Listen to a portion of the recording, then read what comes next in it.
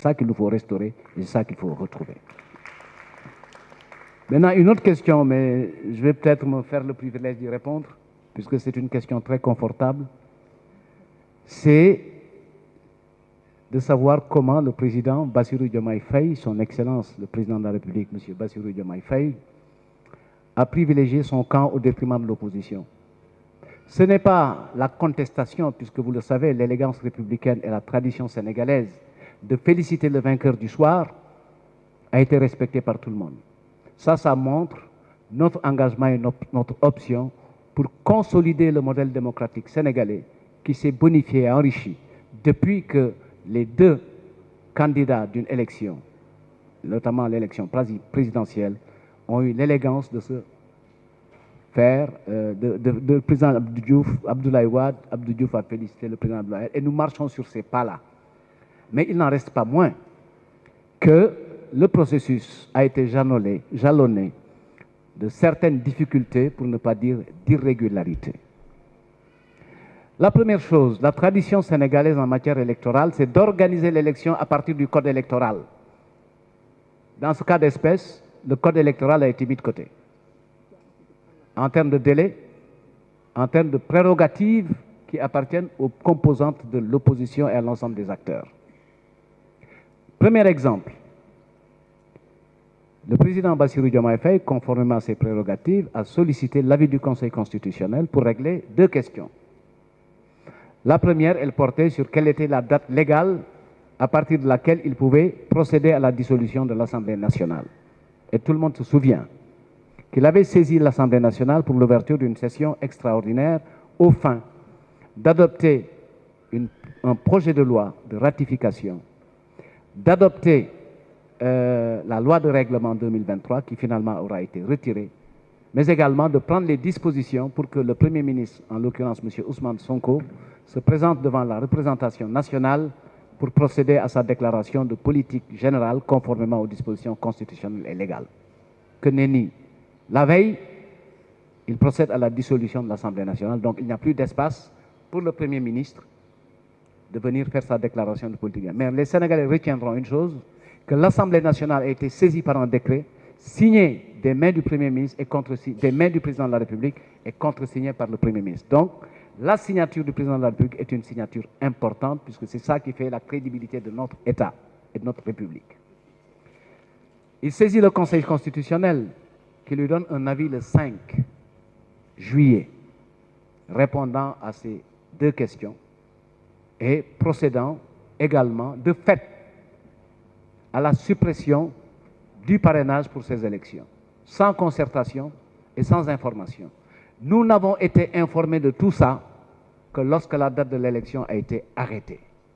Cela veut dire tout simplement qu'il y a entre les acteurs du système, d'un côté, ceux qui avaient toutes les informations pertinentes et utiles pour se préparer, et de l'autre, ceux qui n'avaient que leur bonne foi, attendant du président de la République qu'il joue pleinement son rôle, c'est-à-dire être à équidistance des partis et être au-dessus de la mêlée, puisque c'est ça la bonne tradition du Sénégal.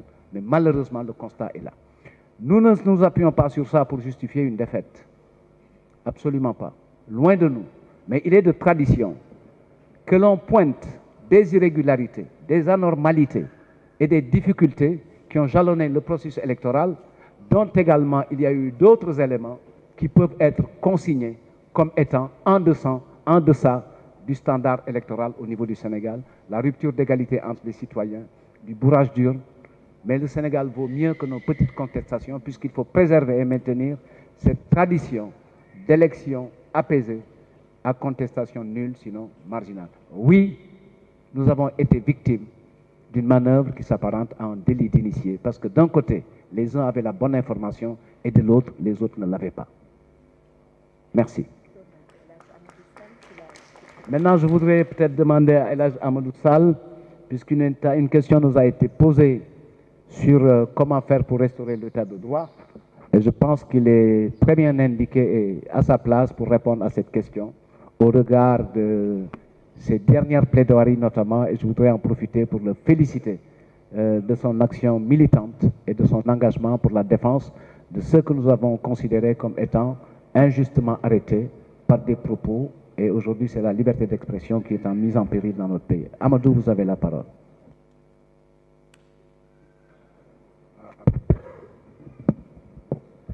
Merci, frère Seydou. Bon, je ne sais trop quoi dire, tellement il y a de choses à dire. Parce que nous avons tous constaté depuis un certain temps une prolifération d'actions contre quelques Sénégalais qui ont eu simplement l'outrecuidance d'exprimer leur opinion et qui se sont retrouvés presque entre les mains, j'allais dire, d'une police politique. Il faut quand même faire une différence nette entre des personnes qui ont été arrêtées à la suite de manifestations, à la suite de saccages, à la suite d'incendies concernant des biens personnels, des biens privés, comme d'incendies concernant des biens publics.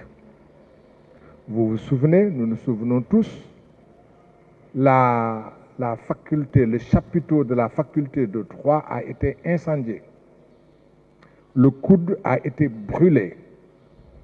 Les archives de la faculté de lettres brûlées. Des maisons privées brûlées. Des stations-service incendiées. Des banques brûlées. Il est évident que les personnes qui ont été arrêtées à la suite de ces faits sont des personnes qui ont attenté à la paix publique. Vous vous souvenez, et c'est une tragédie dans ce pays, que 2 personnes, 2 enfants ont été brûlés vifs dans un bus à l'intérieur duquel on a fait exploser un cocktail Molotov. Mais aujourd'hui, ceux qui sont arrêtés ne l'ont été que parce qu'ils ont exprimé une opinion. C'est à la suite de délits d'opinion. Je peux en citer quelques-uns. Cheikh Yérim Seck a été arrêté à la suite de l'expression de son opinion.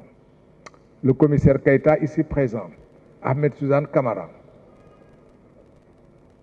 Baye Diakhaté, et Bougane Gueye Dany et d'autres. Et hier, je crois hier ou avant-hier, Moustapha Diakhaté a été jugé et condamné. Cheikh Thiam, jugé et condamné pour des délits d'opinion. C'est la première fois dans l'histoire de notre pays qu'en un si laps de temps, autant de personnes aient pu être arrêtées et jugées. Je m'interroge, parce que nous devons nous interroger tous, sur les propos du Premier ministre. Ce sont ses propos, ce ne sont pas les miens. Ce ne sont pas les propos du ministre de la Justice, c'est le Premier ministre qui parle, qui dit qu'il attend d'avoir des juges sur ces juges à lui pour procéder à une épuration. Ce sont ses propos. Et ceci est tellement grave parce que dans la nomenclature de ce pays et dans tout ce qui concerne la justice, nulle part n'apparaît la personne du Premier ministre. La justice est un pouvoir, et un pouvoir qui concerne les hommes de justice, c'est-à-dire les juges, les magistrats, les personnes qui participent à l'œuvre de justice, les avocats, les notaires, les huissiers, les greffiers, les autres. Ce sont ces personnes qui constituent le socle du pouvoir judiciaire. Et il y a le ministère de la Justice qui participe à l'administration de la justice. Il est aussi le garde des Sceaux. Et il y a le président de la République qui est le président du Conseil supérieur de la magistrature. Le Premier ministre n'a absolument rien à voir avec la justice. C'est la Constitution. Donc, un des premiers actes du nouveau pouvoir, et particulièrement du Premier ministre, c'est de porter atteinte à la séparation des pouvoirs. C'est inquiétant. Parce que nous avons des craintes que cette justice se transforme en une justice politique pour juger des hommes politiques. Jusqu'à présent, le plus spectaculaire de ce que la justice a pu faire avec le nouveau pouvoir, ça concerne l'arrestation, l'embrigadement et la condamnation d'hommes publics pour leur opinion.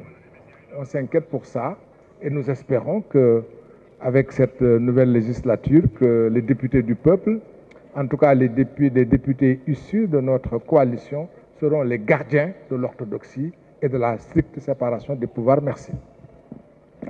Merci beaucoup, Maître. Je vais redonner la parole à Maître Aïssata Tall Sall. Sur 2 points. Sur 2 points. D'abord sur l'état de droit, mais également le vote du budget sans débat.